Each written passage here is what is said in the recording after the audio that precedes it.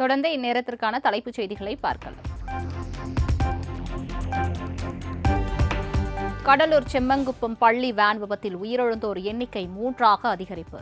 புதுச்சேரி ஜிப்மர் மருத்துவமனையில் அனுமதிக்கப்பட்டிருந்த 10ஆம் வகுப்பு மாணவர் செழியன் சிகிச்சை பலனின்றி உயிரிழந்த சோகம்.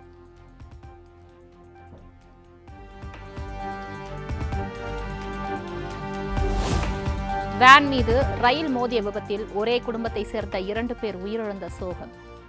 6ஆம் வகுப்பு படித்து வந்த நிவாஸ் என்ற மகனையும் 11ஆம் வகுப்பு படித்து வந்த சாருமதி என்ற மகளையும் இழந்த குடும்பத்தினர் வேதனை.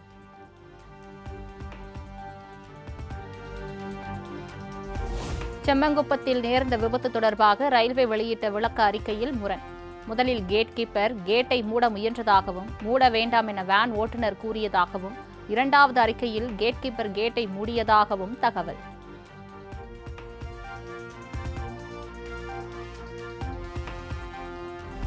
கேட் கீப்பரின் அலட்சியத்தாலேயே பள்ளி வேன் விபத்தில் சிக்கியதாக நேரில் பார்த்தவர் அதிர்ச்சி தகவல். ரயில்வே கேட்டை முறையாக மூடாததே விபத்துக்கு காரணம் என்றும் குற்றச்சாட்டு.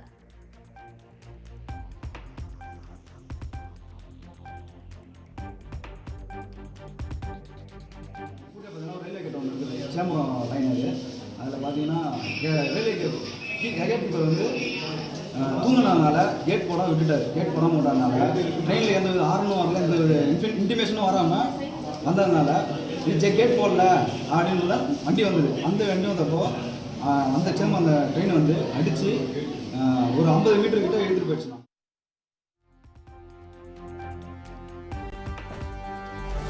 கடலூர் செம்மங்குப்பம் ரயில் விபத்து தொடர்பாக கேட் கீப்பர் பங்கஜ் கைது. ஏற்கனவே பங்கஜ் சர்மாவை பணியிடை நீக்கம் செய்து ரயில்வே நிர்வாகம் நடவடிக்கை.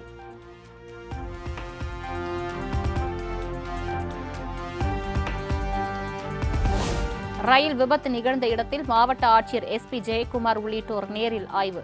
கேட் கீப்பர் மற்றும் விபத்தை நேரில் பார்த்த பொதுமக்களிடம் விசாரணை.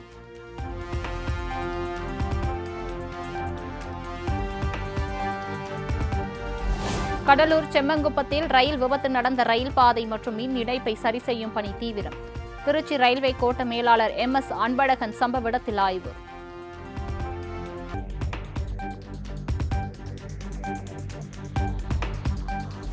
கடலூர் அருகே பள்ளி வேன் மீது ரயில் மோதிய விபத்தில் உயிரிழந்தோர் குடும்பத்தினருக்கு முதலமைச்சர் மு க ஸ்டாலின் இரங்கல். பலியானோர் குடும்பத்திற்கு தலா 5 லட்சம் ரூபாயும், படுகாயமடைந்தோருக்கு 1 லட்சம் நிவாரணம் வழங்கப்படும் எனவும் அறிவிப்பு.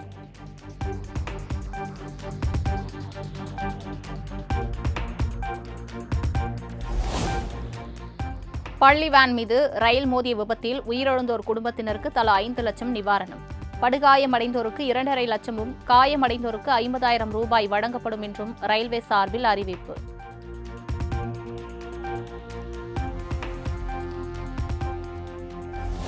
பள்ளி வேன் மீது ரயில் மோதி விபத்துக்குள்ளான செய்தி அறிந்து அதிர்ச்சி அடைந்ததாக EPS அறிக்கை.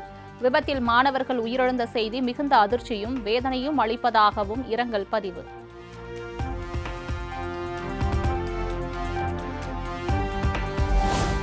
ரயில்வே லெவல் கிராசிங் இருக்கும் இடங்களில் மேம்பாலங்கள் அமைக்கப்பட வேண்டியது அவசியம். பள்ளி வேன் மீது ரயில் மோதிய விபத்தில் 3 பேர் உயிரிழந்ததை சுட்டிக்காட்டி பாமக தலைவர் அன்புமணி ராமதாஸ் அறிக்கை.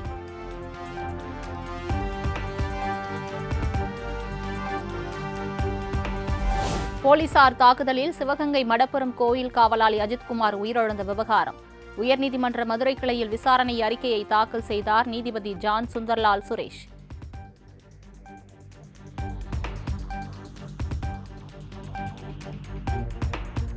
தமிழக அரசை கண்டித்து வேலூரில் கண்டன ஆர்ப்பாட்டம் நடத்த அதிமுகவினருக்கு காவல்துறையினர் அனுமதி மறுப்பு.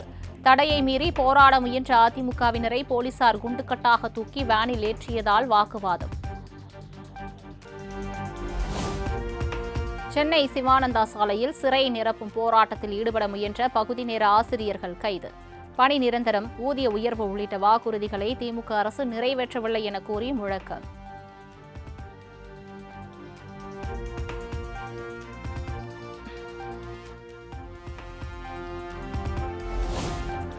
மக்களை காப்போம், தமிழகத்தை மீட்போம் என்ற பெயரில் அதிமுக பொதுச் செயலாளர் எடப்பாடி பழனிசாமி 2வது நாள் சுற்றுப்பயணம். நடைபயிற்சி மேற்கொண்டு அதிமுக ஆட்சியில் கொண்டுவரப்பட்ட நலத்திட்டங்கள் குறித்து கலந்துரையாடல்.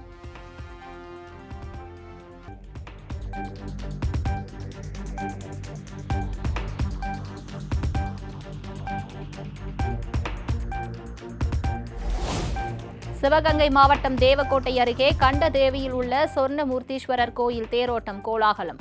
ஏராளமான பக்தர்கள் தேரின் வடத்தை பிடித்து இழுத்து வழிபாடு. ஓம் நம சிவாய, ஓம் நம சிவாய.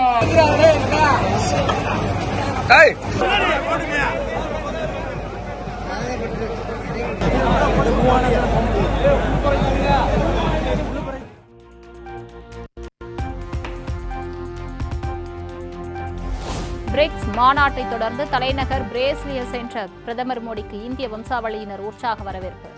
இசைக்கு ஏற்ப நடனமாடியும் ஆன்மீக பாடல்களை பாடியும் உற்சாகம்.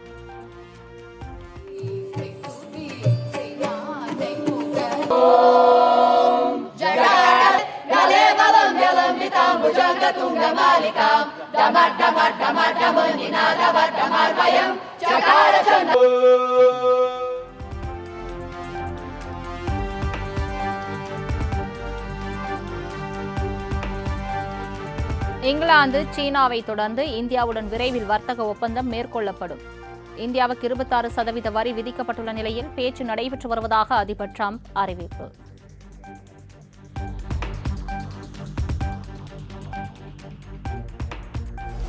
தென்னாப்பிரிக்கா, மியான்மர், மலேசியா உள்ளிட்ட 14 நாடுகளுக்கு வரி விதிப்பை அறிவித்தார் அதிபர் டிரம்ப். ஆகஸ்ட் 1ஆம் தேதி முதல் புதிய இறக்குமதி வரி விதிப்பு நடைமுறைக்கு வரும் என்றும் தகவல்.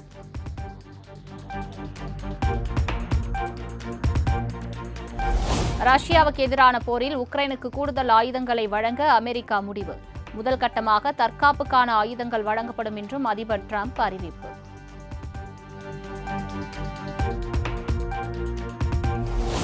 அதிபர் டிரம்புக்கு அமைதிக்கான நோபல் பரிசு வழங்க பரிந்துரை செய்துள்ளதாக இஸ்ரேல் பிரதமர் நெதன்யாகு தகவல்.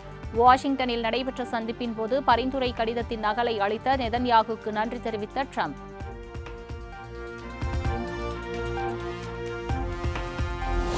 மகாராஷ்டிரா மாநிலம் தானேவில் மராத்தி மொழி தெரியாது என கூறிய கடை உரிமையாளர் மீது தாக்குதல் நடத்தப்பட்டதாக புகார். மகாராஷ்டிர நவ நிர்மாண் சேனா கட்சியினரை கண்டித்து வியாபாரிகள் போராட்டம்.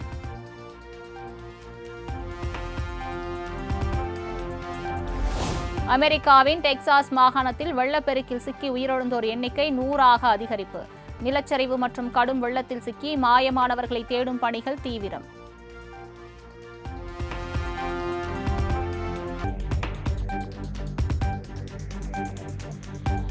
வங்கதேசத்திலிருந்து இறக்குமதி செய்யப்படும் பொருட்களுக்கு 35% வரி விதிப்பு. பல்வேறு நாடுகளுக்கும் அடுத்தடுத்து வரி விதிப்புகளை அறிவித்து வருகிறார் அதிபர் டிரம்ப்.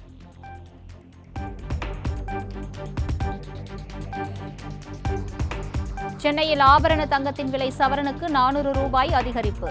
1 கிராம் 9,060 ரூபாய்க்கும் 1 சவரன் 72,480 ரூபாய்க்கும் விற்பனை.